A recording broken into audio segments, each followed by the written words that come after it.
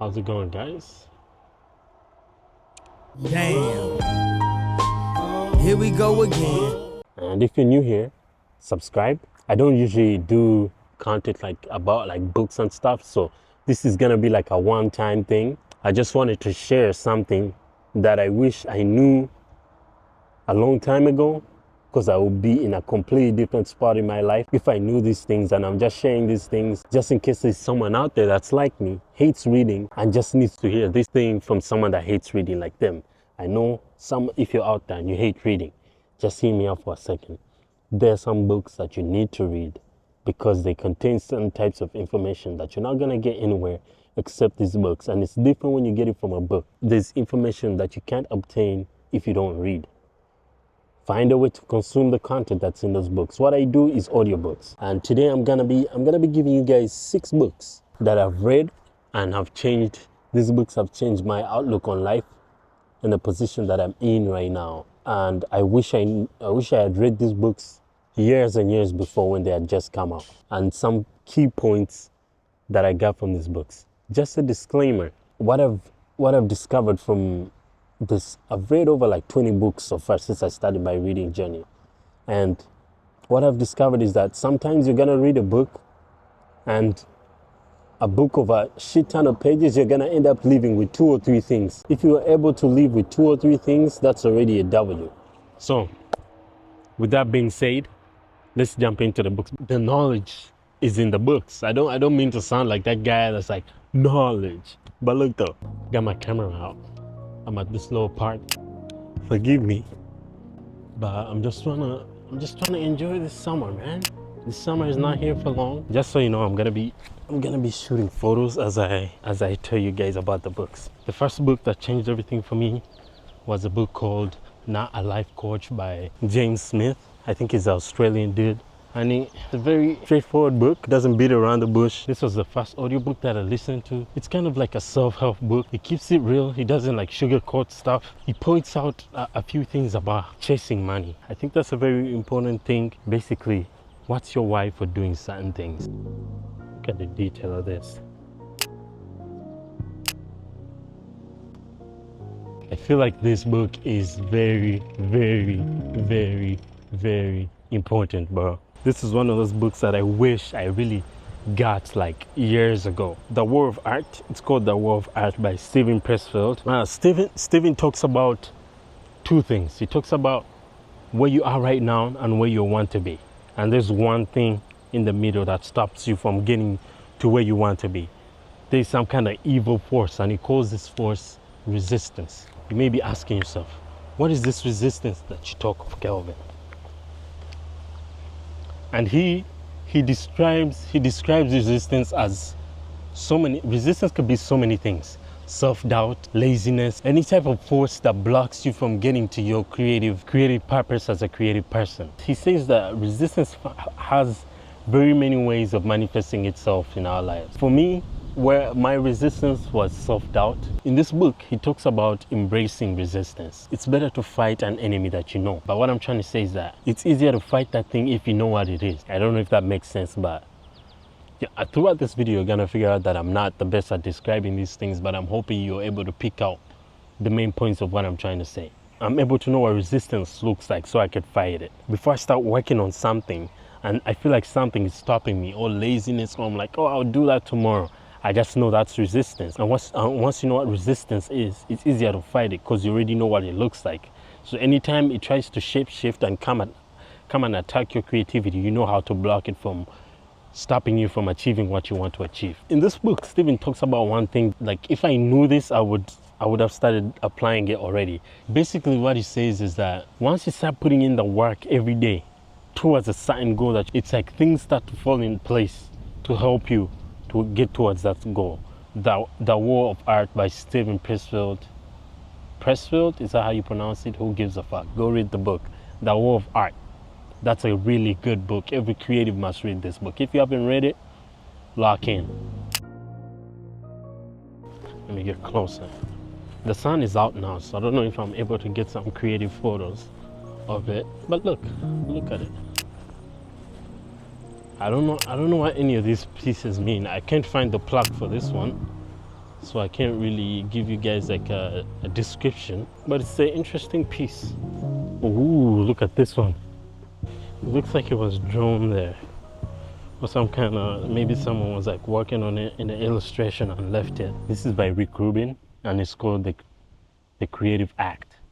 This, you can, even if you're applying it to business, because I've applied it to some of my business, and it's like I think he's some kind of producer or something in music, but it's a must read. And this is one of those where, and just to let you know, these books, I've read this book more than once. Most of the books in this video, I've read them more than once, and this book I've read it more than twice, because every time I read it, I find something new that's really helpful for the situation that I'm in. So this is a book you can keep going back to because it has chapters in it, and those chapters are very helpful because of the points that this man lays down. And he says something about the ideas not being ours, and ideas have a specific time to when they appear to us. And if we don't act on those ideas, the ideas move on to someone else, and that person will act on those ideas. And that's why you see some people be like, oh, you see an idea that comes out, and you be like, damn, I really thought about that idea, and this person actually brought it to life. And he says that the idea's time had come, and it came to you and you did act on it, so you decided to go to someone that would act on it. So that's why in the last video I told you guys about acting on your ideas. But I feel like this is a very important book that many people, I feel like not that many people overlook, but for those that overlook it, you're really missing out on something really big. And yeah, give it a read. Look at those flowers. Book number 5, I think. Guys, we're on our way to 500 subs.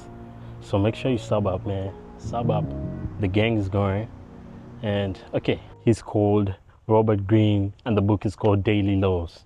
I think this is one of his latest books, but on my understanding, because I've read some of his other books, this book, Daily Law, kind of combines all those books into one, into like something you could meditate on every day. You know what I'm saying? Something you could go back to and read. People could be weird, and this book kind of explains why people do the things that they do. And it's kind of like a mentorship type of book. And if you've read like the 48 Laws of Power, I think there's some things from that book that are in this book too. I don't have many things to say about it other than just get the book, try it out for yourself, and let me know what you think. Let's jump into the next book. This book is a bit controversial for some people. They just don't like the language that this guy uses, but this book is called The Way of a Superior Man. This book talks about stuff like masculinity, not like the Andrew Tate stuff, right? But like the good type of masculinity. He talks about that, and he talks about having a purpose, like the roles we play with your partner. Like if you had a partner, the different roles you would play to have a sustainable relationship. Masculine and feminine energy. It's very kind of graphic in the way it presents these points and stuff like that. But if it's not that it's only for guys. If you're a girl too, I would recommend to give this book a try to help you understand the opposite sex more. On this channel, I talk a lot about not knocking things before you try them, right? I advise that you kind of give it a read. Don't let the title, don't judge a book by its title in this sense. Just because you hear Ways of a Superior Man, don't think it's on some Andrew Tate shit. It's not. It helped me understand like love. This is another one that I recommend mostly for guys, younger guys in that sense. I wish I'd gotten this book when I was even still in high school. This would have saved me from getting into stupid relationships that were not even serving me. Which is, it's nice that I learned from them on my own, but this is a book that I recommend mostly for the younger guy. If there's a younger guy watching this video, just read this book. Even if you don't take anything, just hear out what this man has to say in this book. Why does the grass smell so grassy? We have a donkey carrying a dog, carrying a cat, carrying a chicken. Get this angle for you. Donkey carrying a dog, carrying a cat, carrying a chicken. As we wrap up this video in the garden, I want to give you the last book. I think it's called Cant Hurt Me by David Goggins. We all know David Goggins. If you don't know David Goggins, look him up. is this beast of a man.